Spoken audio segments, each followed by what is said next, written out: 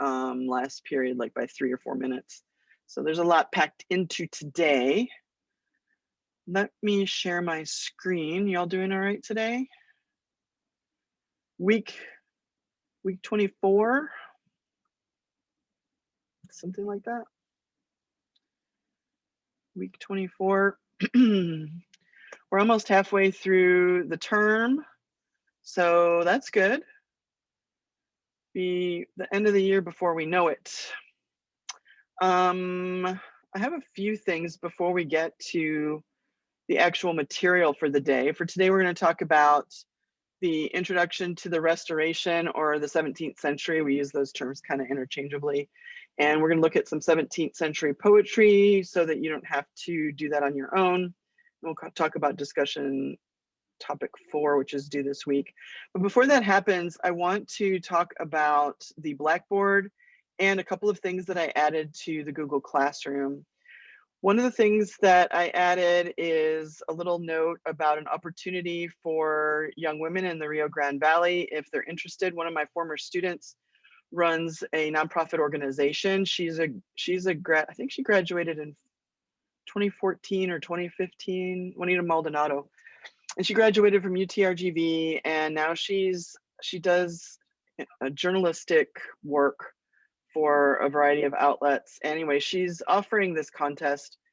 And if you're not interested, maybe you know somebody who is. Her organization is called Empowering Mindsets. She's got an Instagram that you can follow if you're interested. But I'm just super excited about what my students do after they graduate, and I'm lucky that they tend to keep in touch with me, and so I can offer my students some opportunities sometimes that other people don't know about. So Juanita is a beauty queen. Let me see if I can find a picture of her here. I know I posted it yesterday on she is she's been an international, there she is. She's an international model, and she's won several pageant titles, international titles, and stuff like that. And she also does news reporting type stuff.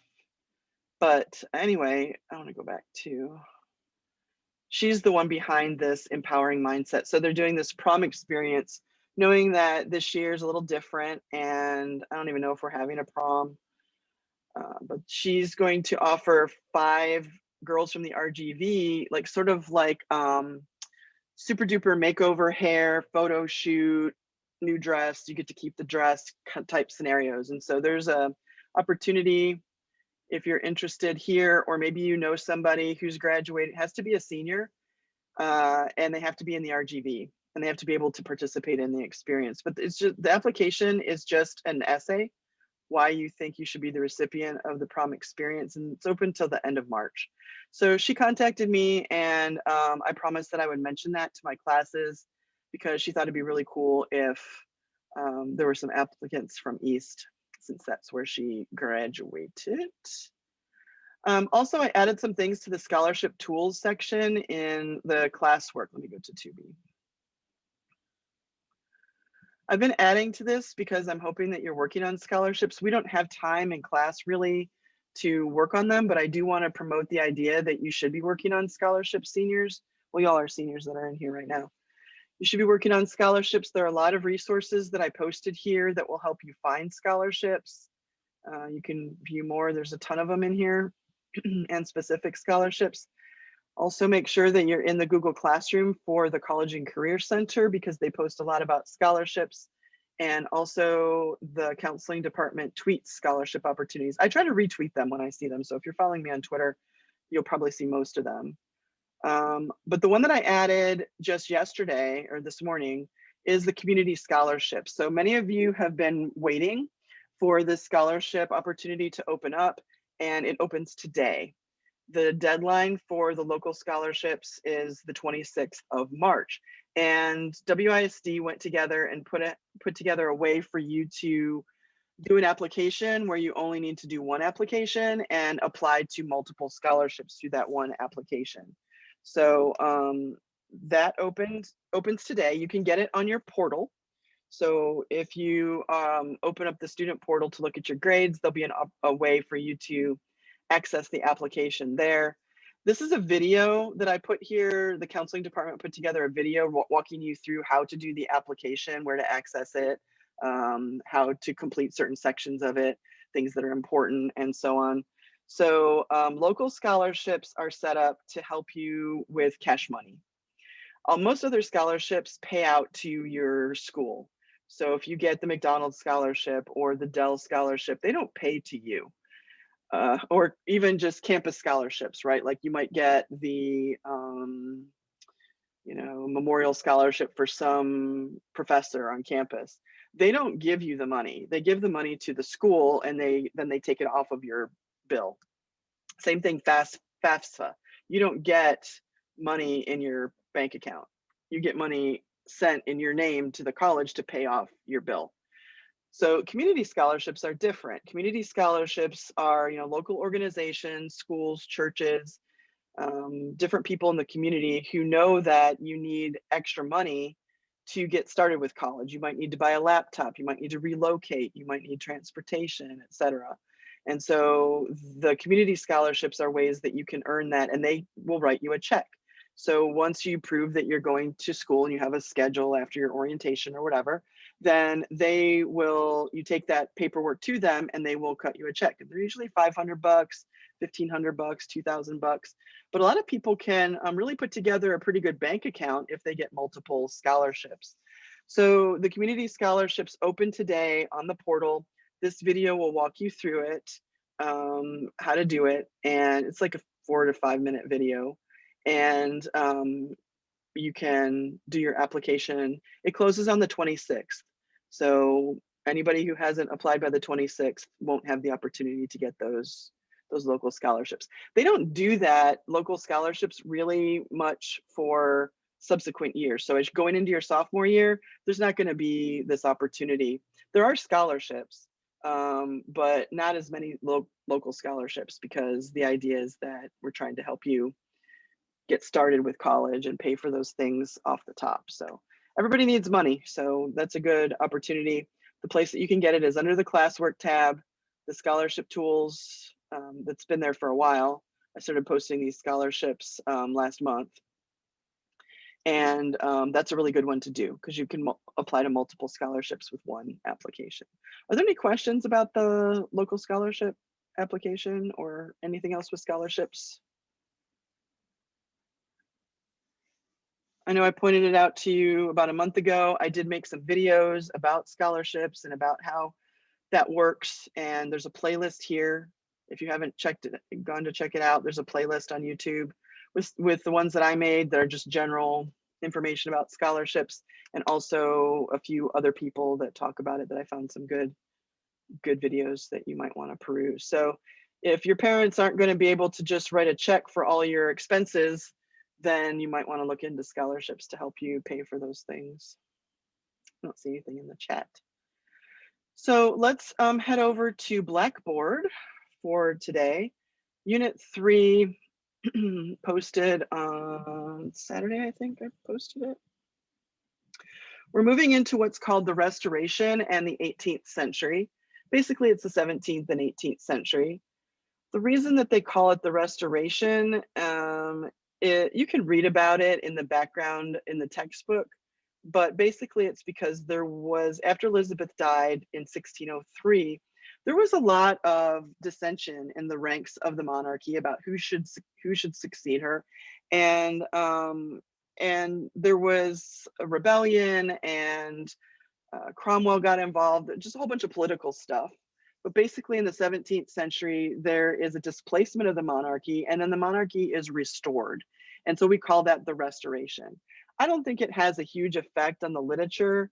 It's more of a history feature, but it is what we call sometimes the 17th century in British literature is the Restoration, because the monarchy is restored at the end of the 17th century. So there's let me go through the unit. It's set up exactly the same way as the other units, but just so that you can have a little tour. This is the background for the Restoration and the 18th century. Talks a lot about the Enlightenment, so make sure that you look at that. I'm going to talk about the Enlightenment today too, because it's the main feature of the time period.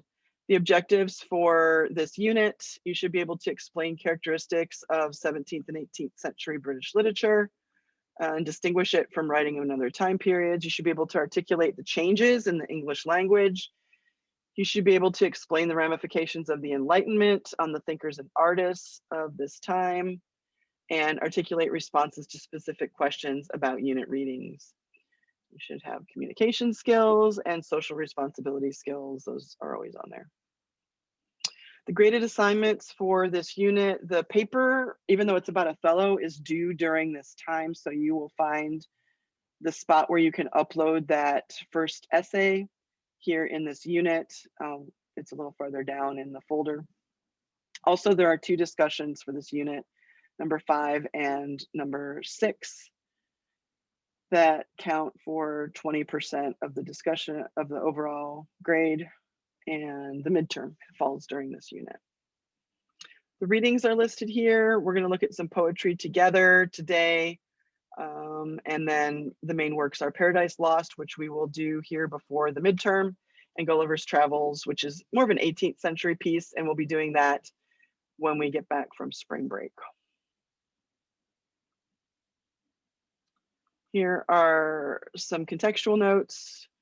Every time we have a new unit, there's like a little overview of the main sections of literature and the main pieces with terminology that can show up on the exams. So this walks you through some background on that. Here is the spot where you can submit your essay. It's not due till March 21st, but we've been talking about the Othello essay and your choices last couple of class periods, and this is where you can submit that.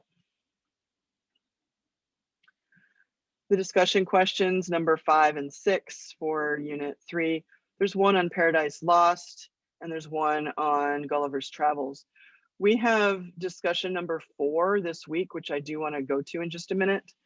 That one is on Othello, and then there is not one next week, because next week you'll be working on your midterm. So discussion 5 is not due till the Friday after spring break, and then discussion number 6 is the week after that. Now we're at the point where whatever we study, the discussion for that material isn't until the following week, so you have some time to think about it, work on it, and so on. Just like the other units, here's a section where I will link all of the video lectures as I have them from the class periods here, so that you can go back and see them, or you can just go back to the playlist on YouTube and find them there, and then other materials. So as I lecture, I'll put copies of slideshows, maps, other things that I refer to in the other materials section. Same as the other units, but that's how that one is laid out. I'm gonna head over to the discussion section. Discussions 5 and 6 should be visible to you. So when time for those comes up, already they're there. The one that we're doing this week is discussion number 4.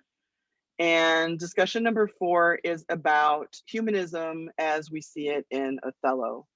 So you're supposed to talk about how the term humanism applies to Othello, to the characters. There's a statement in there that says, some argue Shakespeare was one of the first psychologists.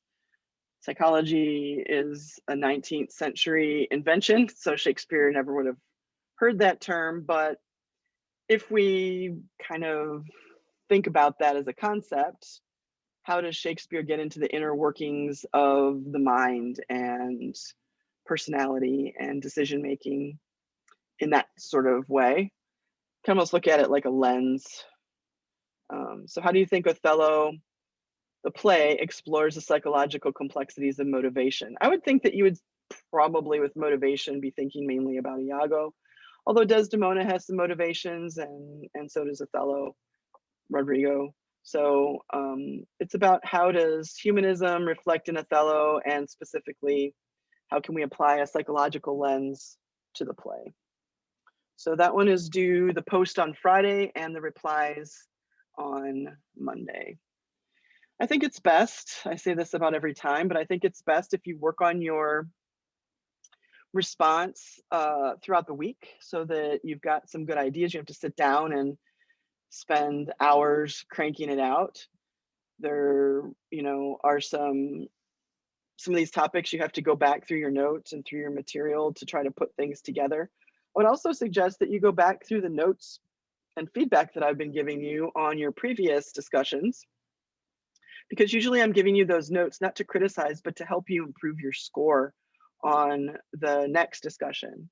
So maybe go back and look and see what are some of the things I'm pointing out that you did well and you should continue to do, and what are some things that you might want to try here in discussion 4 to increase your grade if that's your goal. But those are due this week. If you turned in discussion 3 before Wednesday last week, then I graded it and included it in your report card. If you just turned it in, say up till Sunday was the cutoff for that, if you turned in like your replies or something like that to your classmates, then I'll be grading all of those tomorrow. I don't have class tomorrow, so I'll be able to get some grading done, and you'll see those grades start to go in. And also, if you ended up with an incomplete for the 4th 6 weeks for East, then I'll go ahead and replace that with whatever grade you get after the grade goes in for discussion 3. I did that to try to help people out so they had time to finish. Any questions on discussion 4?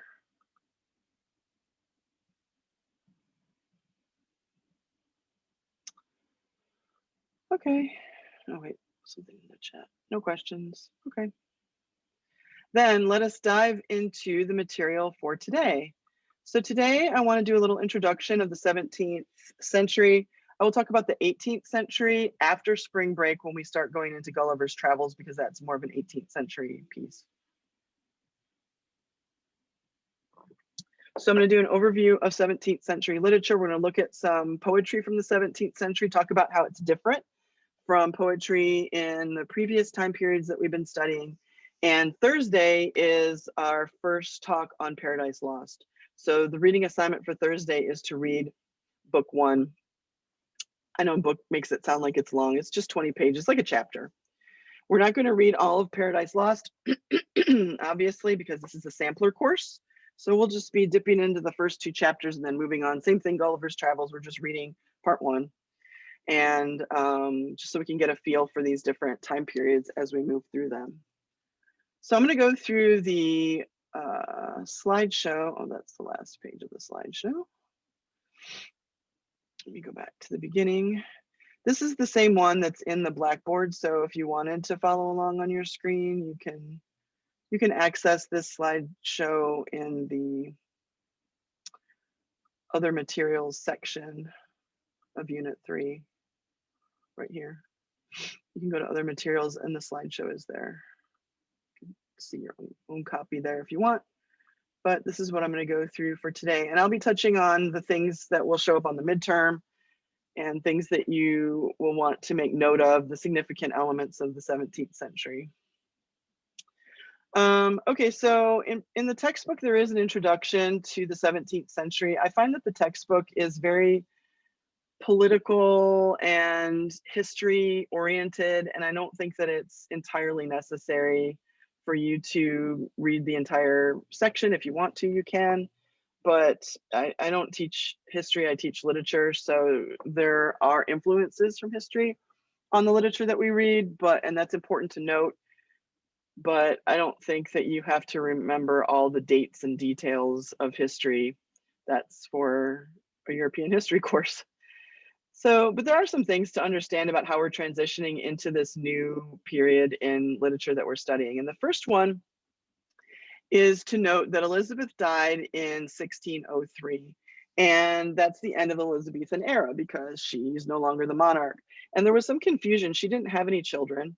So she never married. So there's a little bit of confusion about who should take the throne after Elizabeth is gone, and it falls to James the First, and we call this the Jacobean era. Not everybody's happy with James on the throne as the king, and so there's some dissent and some argument about whether or not he's the proper monarch.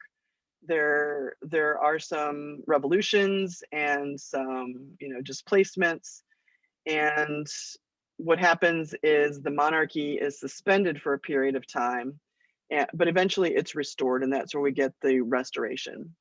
The time period that we're talking about is the early 17th century, so from the death of Elizabeth till about 1660.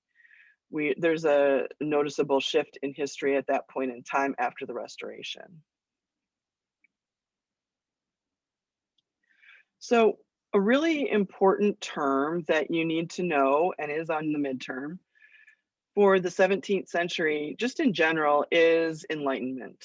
Maybe you've studied the Enlightenment in your history courses, but it's sort of like a natural growth out of the Renaissance. The Enlightenment, however, is different because it hinges on a lot of scientific discoveries and the literature is about people dealing with the changes that happen in society with these discoveries. One of them is the advancement of our understanding of the big world, because the telescope is invented in 1608. And now people can see out into space and they can see planets and they can see, not too far, like the Hubble telescope or landing rovers on Mars. But the idea is that now they start to realize that the Earth is part of a bigger sphere, that there is a universe out there, and now we can start to see it. So that tool of the telescope kind of changes your idea of the universe and your place in it, because we can now see parts of the big world. Same thing in the other direction. We can also see the invention of the microscope in 1590. And so now, for the first time, people can start to see that there's a microscopic world that they didn't know existed. So the big world and the small world are kind of becoming apparent to people. And to us, it's kind of weird because we've always known that there's space and we've always known that there's, microscopic creatures on your body and bacteria and stuff like that. But they didn't know that. And so just the idea that you could look at a drop of blood under a microscope, which you probably did in 6th grade or something, was earth-shattering to these people. They didn't know that there were cells and things like that that made up our existence. So this age of enlightenment led to all kinds of exploration. We have the physical exploration of the globe. The 1600s is the time when different countries are sending off explorers to go and find out, where's the edge of the world, what's out there, how can we find a faster trade route to India, that sort of thing. So all of that is really just exploding at this time. And so we call it the Age of Enlightenment or the Age of Reason. This affects literature in some key ways, and we'll talk about that a little bit later. But understand that this Age of Enlightenment is just a continuation of humanism and a more empowering element to human beings, because now we're smart enough to see these things. We were dumb before. We didn't know that the Earth wasn't the center of everything, like Ptolemy told us. We see that the planets are revolving around the sun, and scientists can start to figure that out. And human beings have the power to find out elements of the world. And so that's a continuation of humanism into the Age of Enlightenment. Here's an image actually of that Ptolemaic universe. So before telescopes, it was just assumed that the Earth was the center of everything. That's human beings, right? We're always the center of everything. We always think we're the middle of everything. And then the moon and the planets and the sun revolve all around the Earth, but that is not correct. And with telescopes, they could start to figure that out. So now your whole idea of the universe has to shift. And that's going to mess with you a little bit as you are thinking about your place in the world and in the universe. So these new discoveries, I already kind of said this, cause people to rethink their world. And poets are the voice of that sort of philosophical thinking process. And we will see that in metaphysical poetry, which I'll show you some examples of in a little bit. Another important concept, these two are the most important concepts from the 17th century, and that is the Enlightenment and the Great Chain of Being. The great chain of being is the concept that there is a hierarchy according to the Bible, and people started to see that there's value in almost sort of a status organization to all of the living beings on the planet. And here's an image from an old text. I couldn't find a clearer picture of that, so I did some zoom ins in the following slides. But this is an image of the Great Chain of Being from Rhetorica Christiana, which is a work that was written to kind of explain the state of the church and the beliefs and the things of the time. And you can see, even on this kind of blurry black and white deal, that up here is God, who is the, at the top of the chain. And there then are these different levels of beings, and their importance is magnified the closer they are to God. So after God comes the angels, and then kings and queens who they believed were divinely ordained and in their position because of God.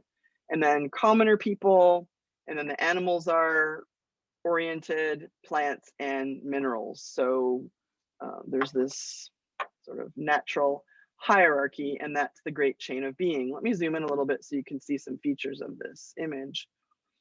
Here's the top part where we have God. Christ is seated here at his feet. I don't know if this is the Virgin Mary or if this is the Holy Spirit, but you can see that God is holding the end of a chain, and it hangs from his hand all the way through. And if I go back to the previous slide, you can see that that chain is carried out through all of these different levels. That's the great chain of being. It's symbolic of how everything's connected, and how everything is connected to God is the belief there. And God holds the end of it. So he's, the beginner and the sole controller of that. Then the angels are oriented around. We're going to see very similar hierarchy structure in Paradise Lost. And Milton, the author of Paradise Lost, relies on this concept quite heavily. I don't think we're going to get to the part where we shift gears and actually see God in Christ. That's in book 3. We're only doing books 1 and 2, but there is this hierarchy that exists. Below the angels are some minor angels, and then the human beings are here. You can see on this level, you can see these people are on clouds, so you can tell that they're heavenly, and then these people are on the earth, so you can see they're below that.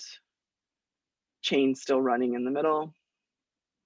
And then you can see the animals oriented, the air animals and the sea animals, and then the beasts of burden, the land animals, followed by trees, minerals, dust mites, all of that, mosquitoes, all that stuff there at the bottom of the chain, the great chain of being. So many writers were referring to this concept during the 17th century. All right, so let's talk about literature during this time so that we can distinguish it from other time periods. On the midterm, you'll be given a poem that we have not studied, and you'll be asked to identify, is that a 17th century poem? Is that a Renaissance poem? Is that a poem from the Middle Ages or Anglo-Saxon? And then what are the features of the poem that, make you realize that? So that's why I'm always talking about the different characteristics as we go through the time periods. So one characteristic of literature of this time period is really a carryover from the Renaissance. They did this in the Renaissance too, and that's patronage. The idea that somebody who was wealthy could sponsor an artist or a writer and pay their living expenses in order for them to create under their name. So that was still in full force during the 17th century. Also, printing presses have been around for a couple of hundred years at this point, and so they're more widely used. More printing presses than ever have spread out around the globe, which means that there's more of an opportunity for people to be literate and informed. So that's helping with literacy and getting information out to people in a more timely way. And also, acting companies are a feature that is dwindling at this point in time. We saw a huge burgeoning of theater in the Renaissance, but in the 17th century, it kind of pulls back. They start to make licensing agreements and they make it so it's very difficult for actors to perform because the fees to purchase the rights to this piece or that piece were so expensive that people just didn't produce them. And so the theater kind of dwindled. Writers went elsewhere because there wasn't a lot of money like there was in Shakespeare's time of, in writing plays. And then in the middle of the 17th century, the theaters just close up and we have the influx of the Puritans who do not condone theaters or any kind of putting yourself on view kind of situation. The Puritans end up leaving and coming to America and starting the country. But at this time, they're just sort of making laws that plays shouldn't be performed. So multiple reasons acting companies are kind of dying out. So when we move into the 17th century, we see a move away from things like the sonnet sequences, not the sonnet so much as sonnet sequences, where writers would put 50 different sonnets in a row to create this masterpiece, or pastorals. We don't see a lot of them in the 17th century like we did previously.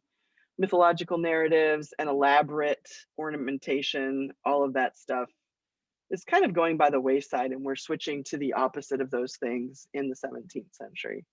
Really, every century is like that. It's just sort of like generations. Now all the 80s are coming back, or the 90s. So everybody wants to watch Friends now. So it's sort of like we take the opposite and then we go back to the original and the opposite. Nobody wants to be like their parents in terms of what music they like and what clothing they wear. It's always the opposite. And then everybody bounces back in the other direction. So we see these kinds of things more in 17th century writing: short, witty poems, regular speech, satire. In a way, Paradise Lost is a satire, and for sure, Gulliver's Travels is a satire. So I'll be talking about that. Love elegies, metaphysical poetry. I'll be talking about what that is and giving you an example in a couple minutes. Religious poetry, and the essay. We have not seen the rise of the essay really until the 17th century. With all these changes in the Enlightenment, people started having philosophical ideas and they wanted to express them. So instead of writing a poem or a play, they would write an essay, which is just sort of like my thoughts on X. And I don't know if we're gonna have time to do an essay. I really wanted to, but it's one of the things that I had to pull because of the week that we were out for the storm. So I may be able to fit it in and just show you an essay and basically how it works. There's some really good ones from this time period, but I may not have time. But just know that this is the time of the rise of the essay. So I wanted to show you some of the characteristics of poetry from this time period. And I want to use the work of John Donne to demonstrate it. 3 poems from John Donne that I'm going to look at very briefly and show you how those characteristics show up and how 17th century poetry can be characterized. So John Donne had a wide variety of topics in his poetry. And the first poem that I want to show you is called The Flea. And it's an example of metaphysical poetry, which is basically characterized by the conceit. Right here, I put it over here so you could make a note. Conceit is a literary device. It is a type of metaphor.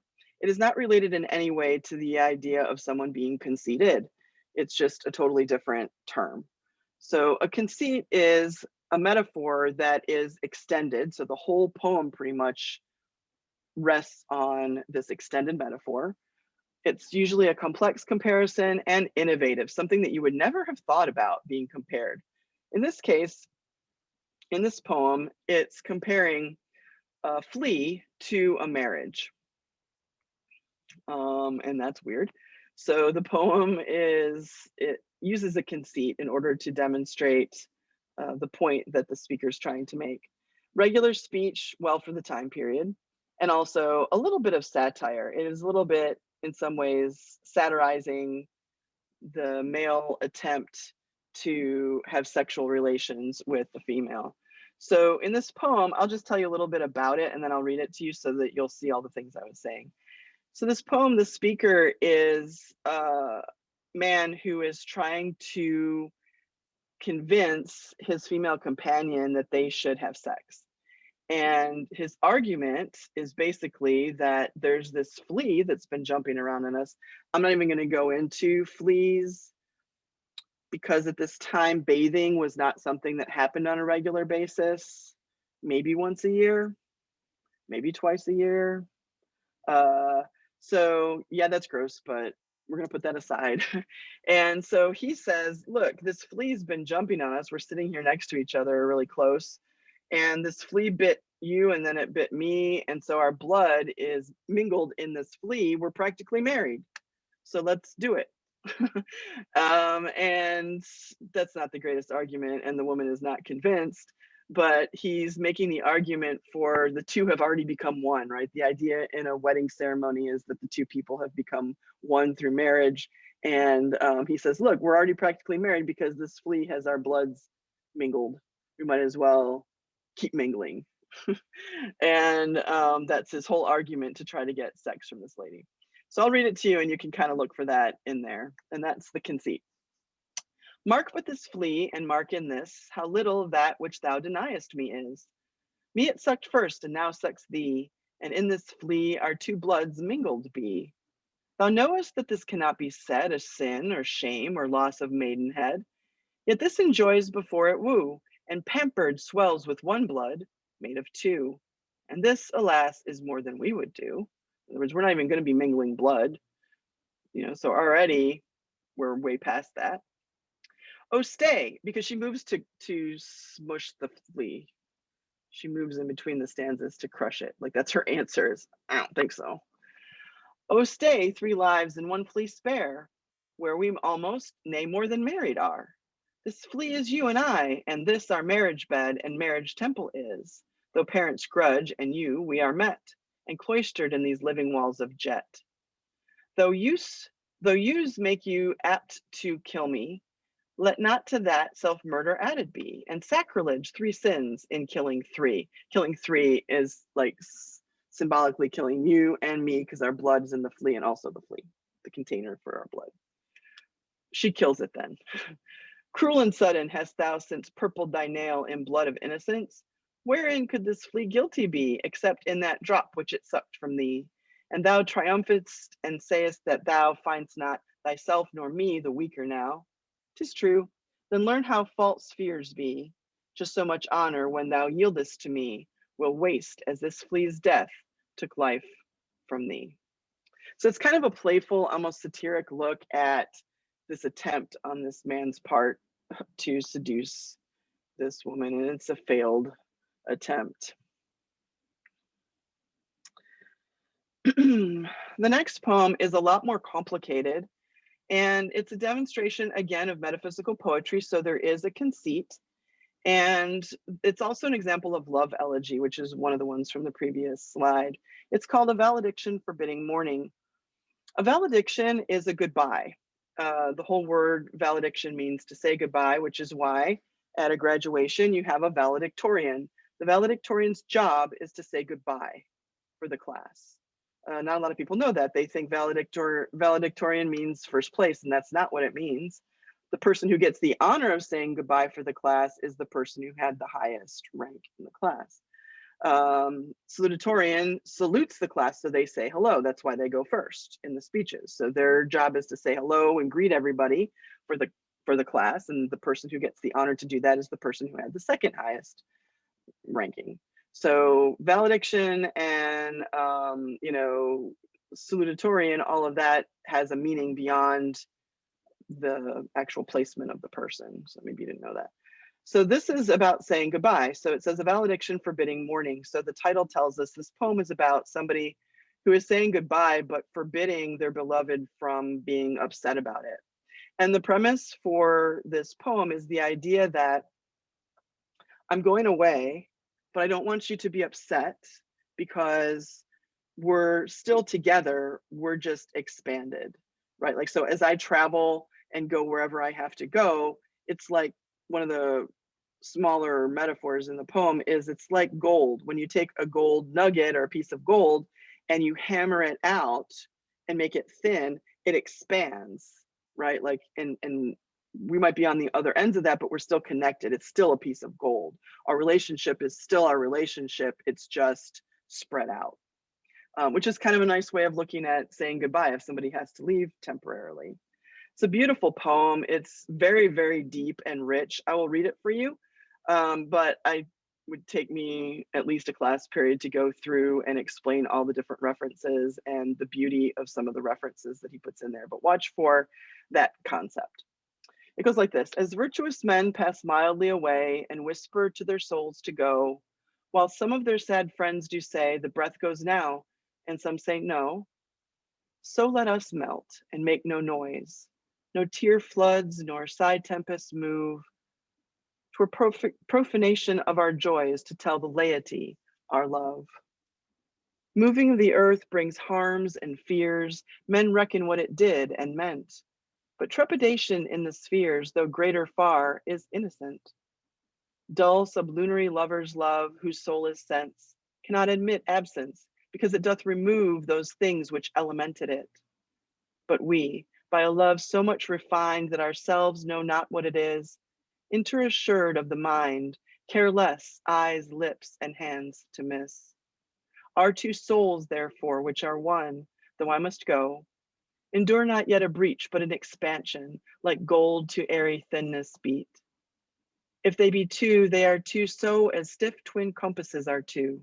Thy soul, the fixed foot, brings no show to move, but doth if the other do. And though it in the center sit, yet when the other far doth roam, it leans and hearkens after it, and grows erect as that comes home. Such wilt thou be to me, who must, like the other foot, obliquely run. Thy firmness makes my circle just, and makes me end where I begun. So it's about how people who are assured in their relationship don't mind an absence because they understand that their souls are connected.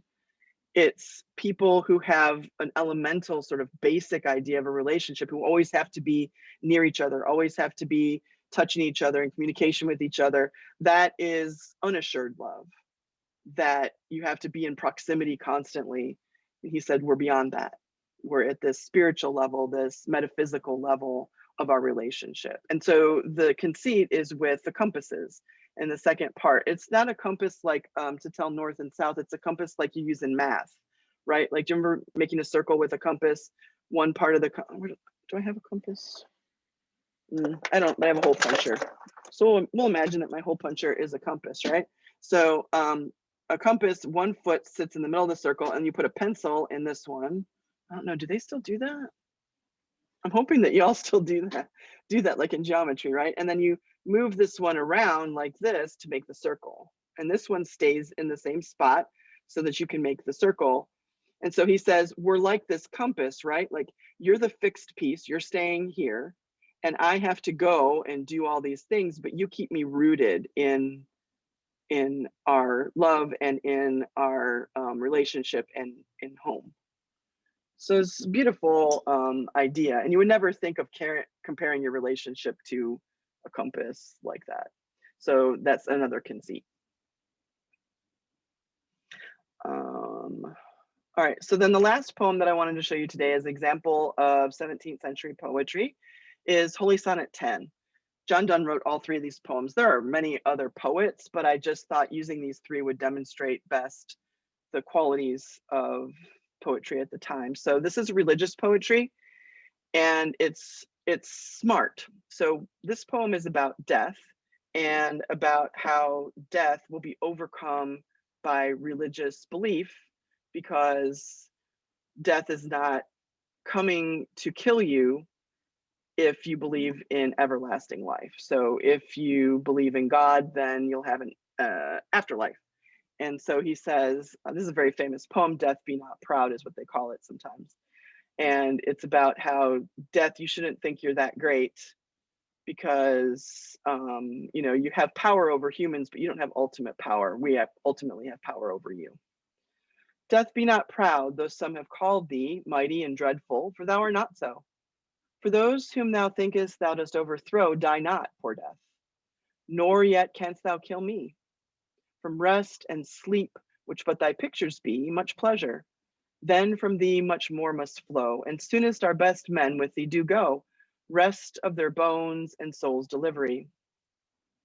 Thou art slave to fate, chance, kings, and desperate men, and dost with poison, war, and sickness dwell, and poppy or charms can make us sleep well, and better than thy stroke.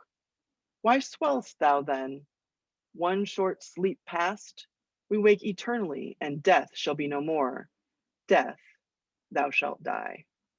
So death, who thinks he has dominion over human beings, ultimately we can kill him by believing in God and therefore enjoying the afterlife that he provides for us. So it's like conquering death. All right, so hopefully those three explain for you the difference in poetry at the time. Last few minutes of class today, I want to go ahead and prepare you to read book 1 of Paradise Lost, which you need to read before you come to class on Thursday. It's about 20 pages. There is a study guide for it. I did the study guide differently this time, and it's more of a summary, interactive kind of study guide. What I did was I put a summary of the different sections of book 1 here in the middle. And then to keep track, so like you can kind of look at the summary as you're reading to make sure that you're following along and understanding properly from the text. And you can put the lines and pages where you can find that. That'll be a good reference for you later, or maybe for the midterm. And then over here, you can list some keywords and events that are happening in that section beyond what the summary is saying there. So this is just a really good method. You can download a copy. And so we'll go through that a little bit on Thursday. But let me finish up the PowerPoint by talking about the author of Paradise Lost, John Milton, who lived in this exact time that we're talking about, right after the death of Elizabeth until just past the midpoint of the 17th century. Few little background things. I think you'll read a little bit of background in those reading pages before you read book 1, but his family was fairly well off in the bourgeois. He's cultured, a Protestant, so sort of like the upper crust of England. What else? He predicted when he was young that he would write the great English epic, which he did in writing Paradise Lost. Almost everybody's heard of Paradise Lost. It's, one of the top 10 books written in English that on most people's lists. He also has marvelous hair, apparently. He was very dedicated to his studies. He pursued seriously life as a poet. I think for that reason, it will be important in your text that you look at footnotes. Do not ignore them. John Milton was widely read and makes many, many references to works that you may not know. So as you are reading for Thursday and book 2 for next Tuesday, do make sure that you read your footnotes, because the footnotes will explain the reference that he's making. You might not pick up on it because it's some older text that you might not have read. So do read those footnotes, because he was very knowledgeable in all that back stuff, and it contributes to his literature. He did have his fair share of difficulties in his life. He lost his wife and his child, and then he also went completely blind in 1645. He wrote a sonnet about it, about losing his light. Now, the text that you're going to start to read for Thursday is published after he lost his sight. And I want to point out that the beginning part that you will read, you'll be reading from the very beginning of Paradise Lost. And it's an epic poem in the ancient style. It uses in media res, which we talked about when we were studying Oedipus. It starts in the middle of things. What's happened as the story begins is that there's been a fierce battle because Lucifer, the archangel, challenged God as the authority in heaven. And that led to an all-out war between God and Lucifer, who has many of the angels on his side. And they battled for a long time. And as the piece opens, the rebelling angels have been defeated. And they wake up, Lucifer and the others, in an unknown, kind of unnamed, shapeless place. It's the universe before God created the earth. And so they wake up, and Lucifer and the others are kind of trying to figure out what happened, where to go from here, and so on. So you'll see that it's in the middle of things as they start to have that discussion and wake up from their experience from the war. So also it includes an invocation of the muse at the very beginning, just like we see in the Odyssey and many other older texts. Milton will invoke the muse, which is just a way of him asking for the gods of literature to help him write this piece. And you'll see many epic similes, very long comparisons as they describe this place where the fallen angels have landed. It's eventually called Pandemonium and eventually called Hell. But at the point where Milton decides to start, they're just waking up from their defeat, and they're just, they're bruised and battered, and they're immortal, so they don't die, but they're trying to figure out what they can do. I think I already talked about this, but there are these two main plots at the beginning of Paradise Lost. So we're not reading the whole thing. What eventually happens is that all of these fallen angels get together and decide to fight back against God again, even though it's kind of useless and pointless.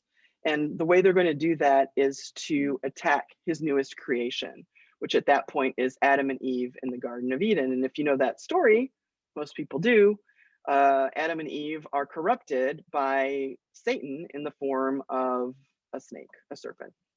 And so this story tells about how the angels decided to go, the fallen angels, to go and corrupt God's creation that way, because they're trying to get back at him for kicking them out of heaven because of their rebellion.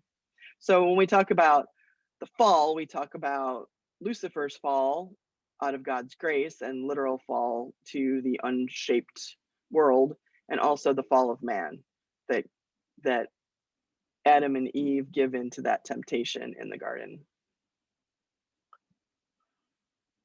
So what Milton does in Paradise Lost is he starts to imagine what dialogues these angels would have, and so on. So you'll see that as you read book one.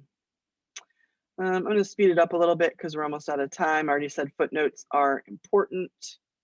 And here are some main characters in the first two books. On the study guide, yeah, okay, Marcus, take care. See you Thursday. In the study guide, I did put them in bold. So the characters, I put them in bold here so that you could start to keep track of what they're doing and who's who. There's another one for book two later on.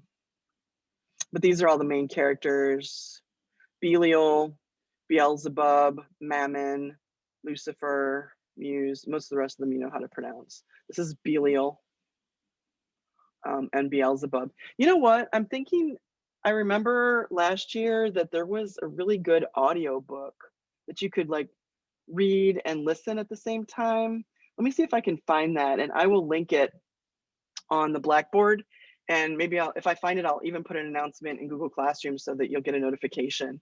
I think it's a lot better if you can like listen as the characters are talking, almost like a play. It might be easier. So I'll link that there in case it helps you. All right, so any questions about what to do for Thursday? You should be working on discussion number 4, and you should read Paradise Lost, book 1.